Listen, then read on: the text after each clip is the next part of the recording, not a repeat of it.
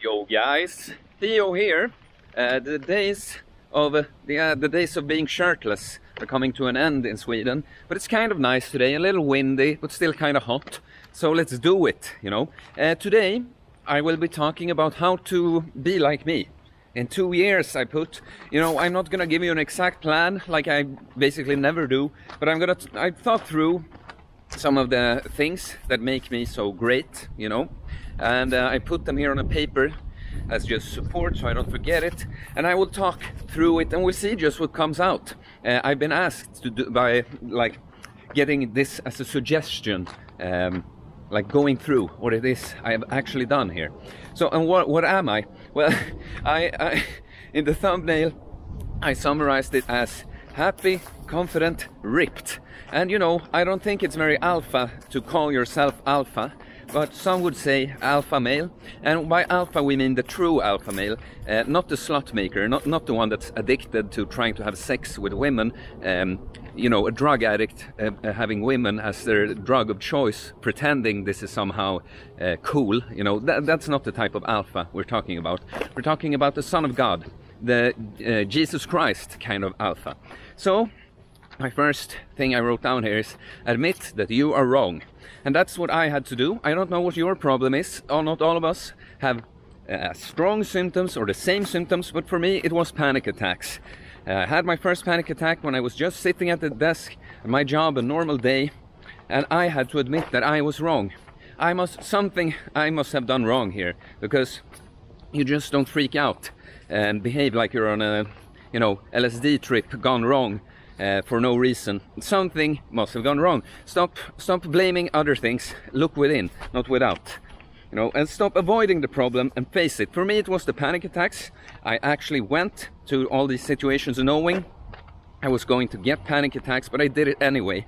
But because I can't hide from the problem anymore. But the thing that you are wrong part and stuff. You know, I had lots of anger. I was angry at the feminists.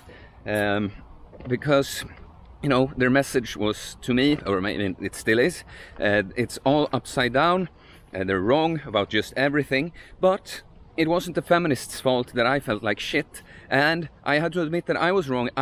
Just because the feminists were bad didn't mean that I was good, you know, I was a shit person. I was a beta, slut maker, lazy, porn watching, Netflix addicted, video game playing, just lazy piece of shit guy, you know. It wasn't the feminists' fault or the politicians' fault and the media's fault. It was all my fault, okay? Yes, yes, put yourself first, I put then. Go your own way. And what I mean by that is, if you come to something like this, you have a huge problem, you really need to change, you have to put yourself first. Never mind about what other people will think. Blah, blah, blah, blah, blah. It's time to put yourself first. I put myself first always. I still do. And it's since I started putting myself first, I have never been able to do more for others since I started doing that. So don't live in this pretense that I would put myself first, but what about the other people? Put yourself first. You deserve this. Always looks for ways to improve. Yeah, so this is a mindset you gotta have, the improving mindset, the growth mindset. Never compare yourself to others like, oh, well, what's the example? Yeah, but say that you're super overweight then, and you know, you're just sitting all day. Well, if you start standing for a few hours every day, you have now improved. Never mind, don't compare yourself with, some people are athletes, standing, how is that anything to talk about? Some people, they run all day, some people, they go to the gym all the time, blah, blah. No, we don't give a shit about what the other people do. We care about us and us improving. It's only a competition against yourself. Always find ways to improve. It could be everything. It could be anything. Like, if you lie in bed all day, standing for 10 minutes would be an improvement. The next day you stand for 15 minutes, it's an improvement. We don't give a shit what other people do, okay? We always want to improve ourselves. We want ourselves today to be better than ourselves yesterday. And it doesn't matter on what level, as long as it's going in the right direction. Sorry, one thing. one little thing. I wanted to do it all in one take, but one good example I wanted to get in with always be improving. You know, I want you to understand that even though I wasn't very overweight, and it's not standing, for instance, that's my thing, I was very sedentary, very unhealthy, like drinking a lot, not moving a lot, eating shit, very high cortisol, feeling like crap. And so the first thing I did, like, look at me now, you know, I'm stronger than like almost anyone I know in my, you know, regular life. Now I know lots of people in the gym and stuff because I work there. Right? I take 200 kilos on a triple on a deadlift. You know, I squat 140 kilos for reps. I bench press over 100 kilos. I do chin-ups with 20 kilo extra, almost 10 reps now. You know, I have all these things, but now, because I've tried to improve all the time. You know, I started doing negative pull-ups. The only thing I did, a few sets of not even pulling myself up, just standing on a chair, going slowly down. This was my workout for 2 weeks. I added push-ups, then I added some core exercises, then I had a dumbbell because it was the only thing I had, and I squatted for 50 reps with this 15 kilo dumbbell. And then I managed to find a little barbell I could put some weights on, and I started to do very light deadlifts but for high reps. And then I started going to the gym, and I did it 4 times per week, and then I upped it to 5 times per week, and then I upped it to 6 times per week. And this, now we're almost a year in, you know. So you see, always be improving, take baby steps. Yeah, but do it on your level. Don't compare yourself to anyone else. Just do it. Okay, that I just needed to add. Embrace discomfort and challenges. Yeah, so this is what I learned. It was the biggest lesson the panic attacks taught me. It was so extremely uncomfortable, but it was really only in my head. It's not. This is not the case always with discomfort, but I learned this from this, that wow, going through this extreme discomfort, this feels, yeah, feeling like I'm going to die and doing it anyway. Nothing has made me evolve more. Coming out of those feelings, you know, you gain instant confidence and instant love for yourself that you were able to do this.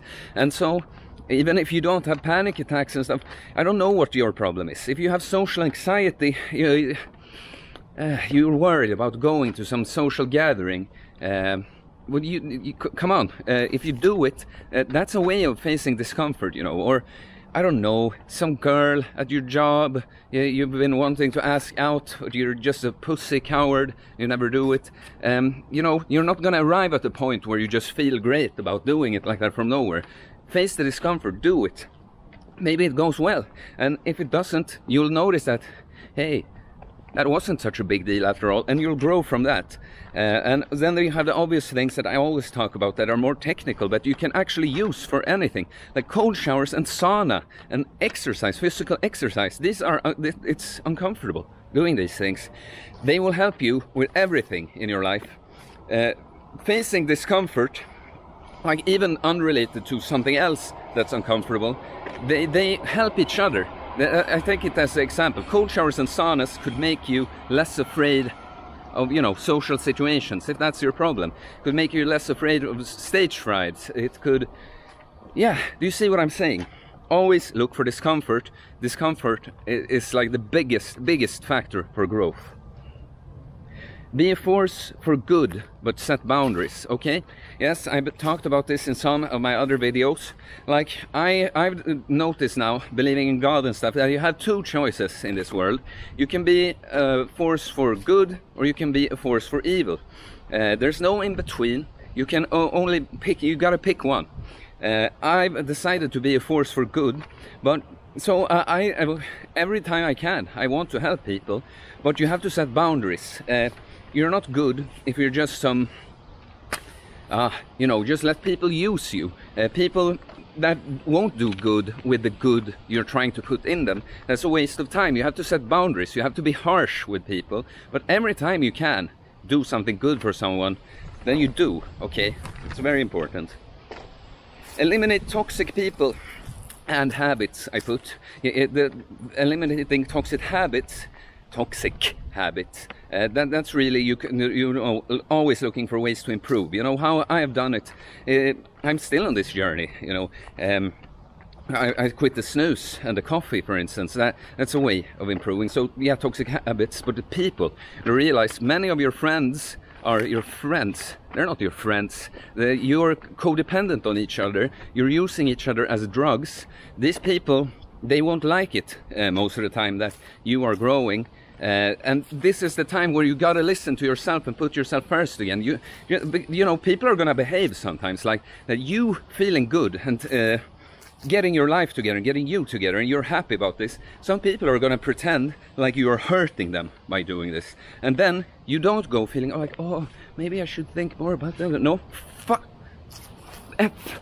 I'm trying to not curse on this or algorithm, you know, but F those people. They can go F themselves. You, how selfish are they that you are finally finding yourself and getting happy and stuff, and they pretend that you are doing something again. It has nothing to do with them. They should be super happy that you're doing this. If they are not happy for you, they are shit. They are shit and must go away. And of course, you don't have to be.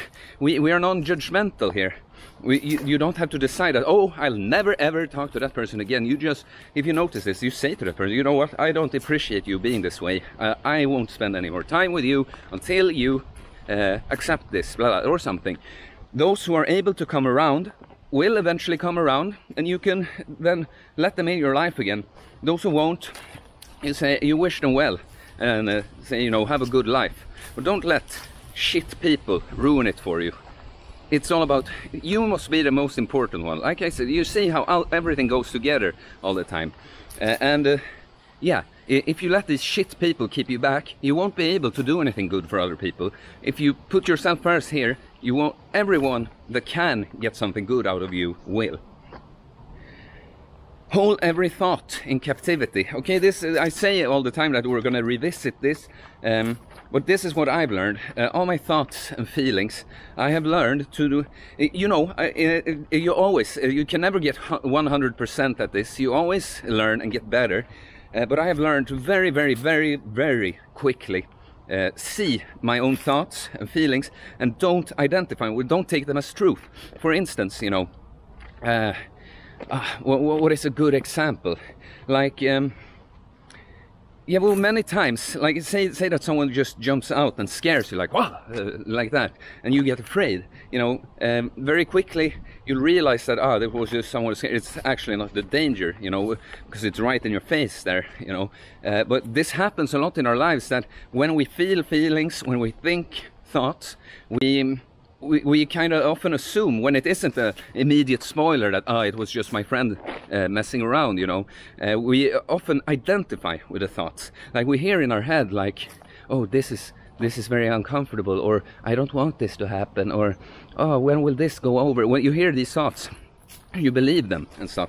But when you meditate, learn to really be the observer of your thoughts. Like, your thoughts and feelings are not you. You are just the experiencer of these things. This will be, if you start practicing this, I'm gonna link a silent prayer here. I'll probably record one of my own for you, meditation track thing. If you can learn this, this is the key to everything. This is the biggest key to everything. To be honest, it might not show a lot. It might look like my life is just going better and better and better, and that is true. But I've been thrown many challenges on me lately, very tough things for me that I won't go into. But as you can see, I'm doing well. I'm doing great, because I've learned to not identify with everything just popping up here. I'm just still and watch it, and I know the truth. I realize, okay, maybe sometimes it's true, you know. Oh, I have to face some challenges now, but this is what it is, you know. And I don't get into it so much, you know. Okay, I could go on. Apparently I need to do a video about this, but yeah, the last thing I put is love God and the truth above all. And obviously this just ties the knot. And so I hope this video was okay. It's mixed with some kind of shallow things, like with some spiritual things or whatever. But I think I just wanted to, the things that I really think are good about me, that make me be me, make me be successful in the way I am. These are the things. Loving God and the truth about all. It's like, you know, how you don't always have to take every discussion, like say a political discussion, or about the corona, what you think about that, or about veganism, or about the environment, what it might be, you know. It's not always the right time to talk about those things, like at work or something, you know. But always be true to it. Never go along. Going along to get along never works. You have to love the truth. You have to be ready, though. In some, even if there's situations, you have to pick your situations. You have to be ready. Like if I was the only one who knew the things I know, you know, I wouldn't change just so because other people hated me for it, and I wasn't, you know, allowed in with the cool kids or whatever. Because I love the truth. I don't give a shit about anything else. The truth is more important than anything to me. And that is why I live a meaningful life. I don't live all these lies that so many people do. Like thinking that, you know, the key to happiness is just having lots of sex with strangers and being out getting drunk all the time. Yeah. No, doesn't work that way. So please, this is very much a ranting video. I try to have some structure, which I don't remember those, you know, don't forget all those different things. Please, it's hard for me with some of these things. I don't know what you need to hear more about, what I need to explain more about. Please comment and tell me. I'll quit this video now so it doesn't get too long.